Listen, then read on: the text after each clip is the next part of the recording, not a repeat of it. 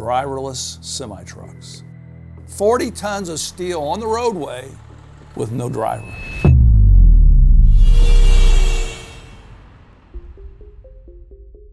It is already happening.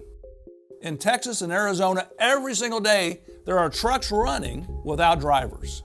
Is that a good idea? How do you feel about that? It is tricky to drive a semi-tractor trailer. I took my attorneys out to Montana, and so we could drive and see what it was like, what professional drivers were dealing with every single day. And it is not an easy job. It is a tough job.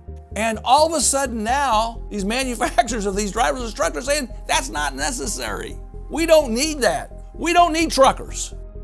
What about in the Midwest, where we have cold snow and ice? You know, truckers are trained what to do in bad weather. They know that if the roads are wet, they're supposed to decrease their speed. If they have ice, they get off the roads. How does a computer know that? How are they going to adapt? Because sometimes in Indiana and Missouri and Illinois, Iowa, weather can change in minutes.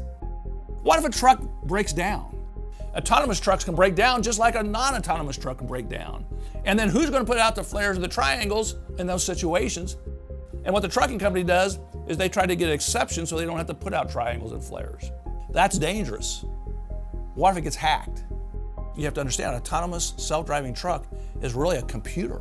What happens if it gets hacked and suddenly a terrorist or someone else is operating that semi, operating 40 tons of steel? Can you imagine the dangers that could occur?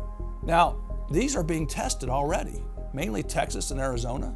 And a lot of states are still having drivers in the trucks.